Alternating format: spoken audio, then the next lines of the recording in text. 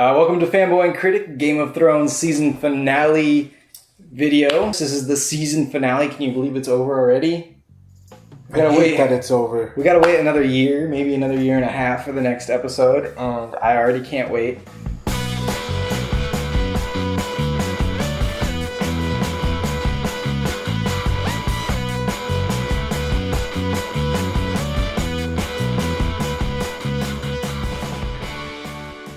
So we start off with the negotiation. Did you think it turned out how you expected? Yeah, I mean, there's so much to talk about. I feel like Jon Snow made a really dumb decision by telling the truth. Dumb, but honorable. That's just the Stark game. Yeah, it was really predictable from him. But it went down the way I thought it was going to be. She accepted the deal. But didn't at the same time? Eventually she accepted it. Honestly, I thought she had some sort of trick up her sleeve and there's going to be violence or something, but it didn't end up happening. So that's really all for naught. But Tyrion, honestly, they could have gotten through with it in 10, 15 minutes, but they had to stop it, go to have a Tyrion scene, which made me think Tyrion was going to die. What'd you think about that scene? I thought that was a great scene, and Tyrion honestly thought he was going to die as well. I'm pretty sure. After those 2 glasses of wine. But at the end of the day, it doesn't make any sense, because she keeps flip-flopping back and forth. She ends up telling Jaime that they're not going to be helping out, even though she already said it. Her motivation is super weird. It's kind of all over the place. Yeah, I don't know what the deal with that is. Like I said, I think she was part of the deal to keep the baby safe. Yeah, she's so stupid. Like, you can have Westeros. Guess what? The White Walkers are over the wall. Well, we'll talk about that later. Well, let's go on to the trial of Littlefinger.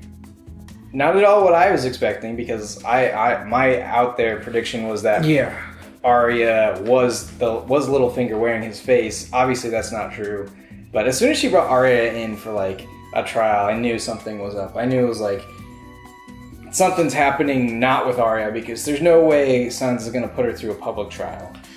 This was probably my most favorite part of this episode. Yeah. Oh, yeah. Because he died. Seeing Littlefinger die was probably the best thing that's ever happened.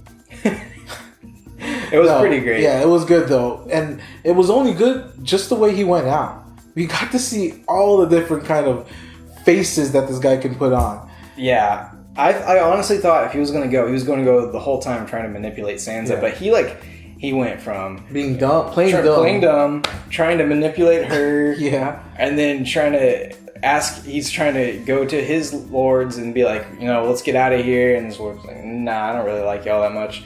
And then just breaking down. Yeah. He's like, I'm just going to act like a bitch. That I absolutely did not expect. The other ones I could see it possible of him, but then you see his true cowardly face at the very end. Whew. And the way he went out with Aria and that dagger, it's just what he deserved. His own dagger too. Man, that was pretty satisfying. But to be honest, it was one of the few big deaths of the season. I kind of expect more out of the show. More of the main characters to die. Just real quick, Theon's scene. That was pretty fun. He gained one of his nuts back, I think. That's what we were agreeing on. Yeah. I think he's... I don't think he's going to save Yara, but I think he's going to get his dignity back by being less of a coward. Just real quick, do you think he's going to get Yara back? Do you think... What do you think is going to happen with his side mission? I definitely think he's going to get Yara back. I definitely think he's going to even lead the Ironborn. I think he's going to gain that much respect. I think, no, actually, she'll probably be like, okay, get out the way. You don't even have any nuts. Well, neither does she. But he gained one back for this fight, and maybe another one along the way. We'll see. So, speaking of boats, let's go to Jon and Daenerys. Literally no words spoken. He just knocks at the door. Gives her some look, which I want to learn that look, because she was just like, enter the room and then me. Some motion in the ocean. Yeah, it's not the size of the boat, it's the motion of the ocean. You were saying he looked like he knew it was his aunt. Yeah. I didn't get that. But there's no reason for you to just pause and not say I love you and then keep going. Like, he just paused and gave her this look like, how come it feels like I'm doing one of my sisters right now? And then continues to do it. I think it was just like this moment where he's like, I've been wanting this for a while. And like, I think he was just kind of evaluating his feelings. Like, I think he was kind of just realizing that he was in love with her and trying to figure out the situation, which was the wrong time to try and figure it out. But they kind of intercut that with us finding out that they are in fact very, very related. Which, I mean, they've been saying it in various ways. And everyone kind of knew at this point. Yeah, they made it a very ultimate.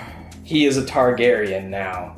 Like, legitimately a Targaryen. Argo Targaryen? Aegon Targaryen. Aegon Targaryen, to be correct. Do you think that changes their relationship? Do you think he tries to claim the title? Because he would be theoretically the heir. I 1,000% think they are both going to deny it. Because, as you were saying, Jon doesn't want to be... Yeah, Jon does not want to be king. Uh-huh. We talked about this a little bit during the viewing, and... And B, Daenerys...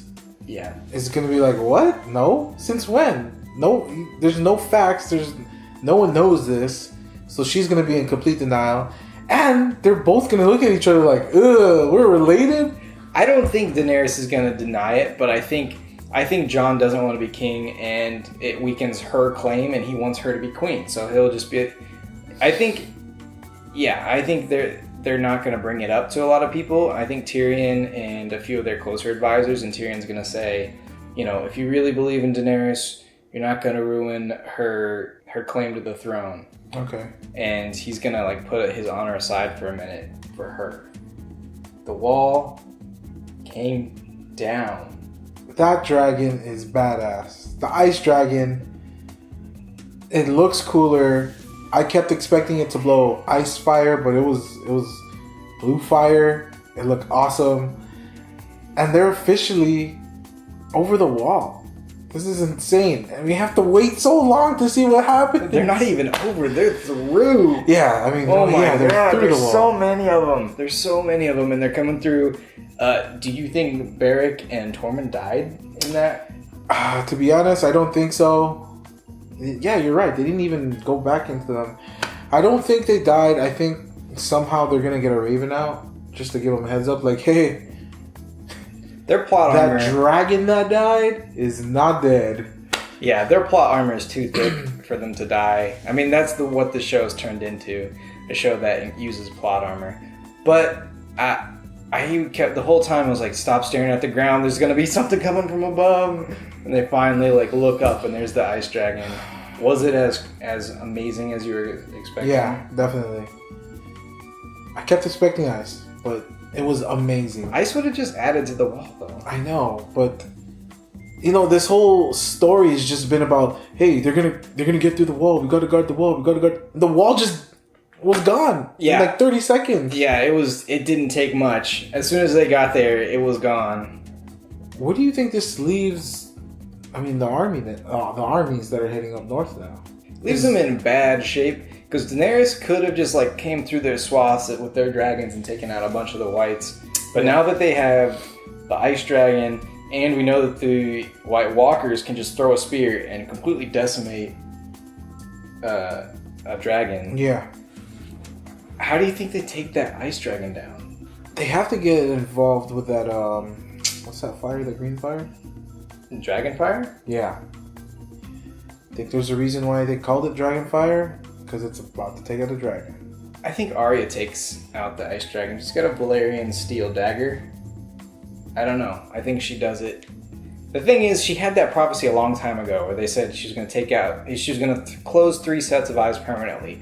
A blue set, a brown set, and a green set. And we now have a blue set of eyes. I'm just saying, she's killed way more than 3 people. That just blew my mind. She's killed way more than 3 people, and the 3 that prophecy mentioned have to be super important. And I think they're dragons. Next season, I mean, to the end of the show, I guess. What do you think's happening from here on out? The White Walkers are all gonna die. They're all dead. Hard. And Cersei is gonna fail at her plan. That's pretty much it. Honestly, I think they're going to have to abandon the North. I think they're going to get to a point where the ice dragon takes out Winterfell, and maybe kills Sansa, and Arya takes out... Arya's going to end up taking out all 3 dragons. That's my main theory. This is going too much into like the lore of Game of Thrones, but the original Night King was only defeated by a sword that was infused with the blood of the beloved of the knight that wielded the sword. So I do think I think Daenerys is going to go full-on Mad Queen, and I think Jon's going to kill her, and the blood on his sword is going to defeat the Night's King. But that's going deep into Game of Thrones lore, which I don't think the show is going to go that deep. You never know.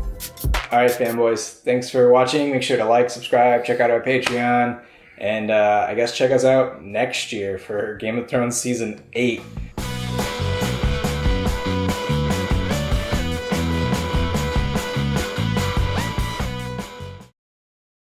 I'm just gonna sit here for a whole year and wait.